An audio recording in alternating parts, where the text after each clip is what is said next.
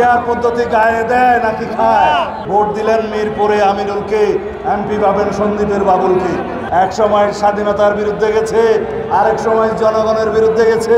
আজকে যারা নতুন নতুন বাক্য বিশারদ হয়েছেন রাজনীতিতে, তাদের উদ্দেশ্যে নসিহত করছি, যারা নতুন করে বাংলাদেশে ক্ষমতায় যাওয়ার জন্য স্বপ্ন দেখছেন, এই স্বপ্ন দেখা ভালো।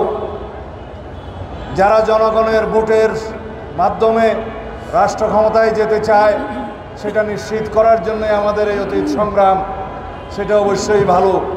কিন্তু মনে রাখতে হবে, কেউ যদি বাংলাদেশে নির্বাচনকে পিছিয়ে দিয়ে, নির্বাচনকে অনিশ্চিত করে এবং নির্বাচন না করে রাষ্ট্র ক্ষমতা থাকতে চায়, অথবা বিভিন্ন রকমের গোলা পানিতে মাছ শিকার করার ষড়যন্ত্র করতে চায়, তাদের উদ্দেশ্য হচ্ছে ফ্যাসিবাদের দোসররা যেন আবার পুনর্বাসিত হয়। আমরা লক্ষ্য করছি বিভিন্নভাবে আজকে বাংলাদেশে গণতান্ত্রিক শক্তিগুলোর মধ্যে বিভক্তি সৃষ্টির পায়তারা চলছে। আমরা লক্ষ্য করছি বাংলাদেশের পক্ষের শক্তিসমূহে যারা ফ্যাসিবাদ বিরোধী গণতান্ত্রিক আন্দোলনে ঐক্যবদ্ধ হয়েছিল, তাদের মধ্যে বিভক্তি সৃষ্টির বিভিন্ন রকমের ষড়যন্ত্র করা হচ্ছে। সুতরাং আমাদের সজাগ থাকতে হবে। আজকের এই বাংলাদেশে আমাদের গতিপথ নির্ধারিত হবে জনগণকে সাথে নিয়ে, ঐক্যবদ্ধভাবে ফ্যাসিবাদ বিরোধী জাতীয় ঐক্যকে শক্তিশালী করে।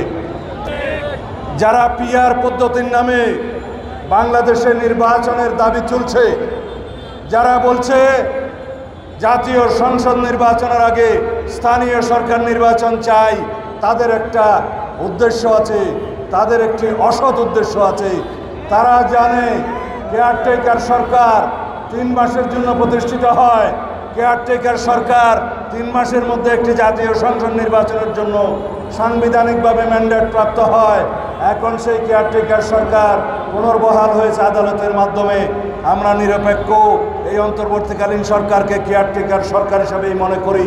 আপনাদের একমাত্র দায়িত্ব একটি সুষ্ঠু, সুন্দর, নিরপেক্ষ জাতীয় সংসদ নির্বাচন উপহার দেয়া। আপনাদের দায়িত্ব নাই স্থানীয় সরকার নির্বাচনের।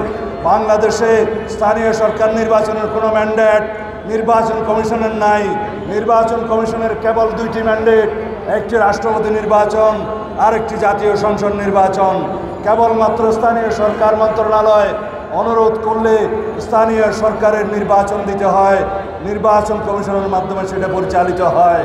সুতরাং যারা বিভিন্ন ধরনের বিভ্রান্তি সৃষ্টির মধ্য দিয়ে নির্বাচনকে বিলম্বিত করতে চায় অথবা অনিশ্চিত করতে চায়, তারাই বক্তব্য দিচ্ছে স্থানীয় সরকারের নির্বাচন জাতীয় সংসদ নির্বাচনের আগে হতে হবে এই কেয়ারটেকার বা অন্তর্বর্তীকালীন সরকারের অধীনে।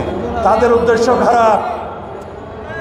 যারা বলে পিআর পদ্ধতিতে নির্বাচন চাই, ভাই সাহেব, আপনারা পিআর পদ্ধতি বুঝেন? এক্সট্রিম মশার কয়েল প্ল্যান্ট ফাইবার দিয়ে তৈরি, তাই সহজে ভাঙে না, সুগন্ধিযুক্ত ও নিরবিচ্ছিন্নভাবে জ্বলে। ডেঙ্গু, চিকুনগুনিয়া বাহি সহ যে কোনো মশার বিরুদ্ধে দেয় এক্সট্রিম সুরক্ষা। পিআর পদ্ধতি গায়ে দেয় নাকি খায়? বাংলাদেশের মানুষ বোঝে না, আমরা বুঝি। এক এলাকায়, একটা সংসদীয় এলাকায় একজন নির্বাচিত হবে, জাতীয় সংসদের এমপি হবে, জনগণ তার সাথে যোগাযোগ রাখবে, জনগণের সাথে যোগাযোগ তার থাকবে।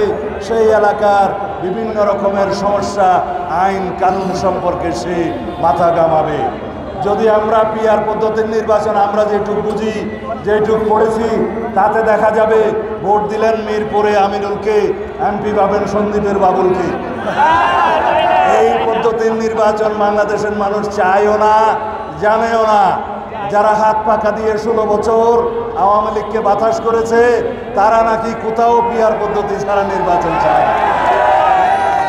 তাদের সাথে যুক্ত হয়েছে আরেকটি দল, যে এই দলটি সবসময় বিভ্রান্তিমূলক রাজনীতি বাংলাদেশে করেছে। এক সময় স্বাধীনতার বিরুদ্ধে গেছে, আরেক সময় জনগণের বিরুদ্ধে গেছে, আরেক সময় মানুষের সেন্টিমেন্টের বিরুদ্ধে গেছে। তারা রাজনীতি সবসময় বিভ্রান্তিমূলক রাজনীতি করে এইবার গোলা পানিতে মাছ শিকার করার চেষ্টা করছে। আমি নাম নেব না, আপনারা বুঝে নেন। বাংলাদেশের মানুষ সবই বুঝে। যারা আজকে সংস্কার কমিশনে গিয়ে আলোচনা করছে, খানাপিনা খাচ্ছে, সন্ধ্যাবেলায় চলে যাচ্ছে এবং কোনো সিদ্ধান্ত দিচ্ছে না, তারা কারা? তারা কেউ 13 দল, কেউ 14 দল, কেউ বিভিন্ন রকমের দল, যারা আওয়ামী লীগের সাথেও বিভিন্ন সময় সংযোগে ছিল।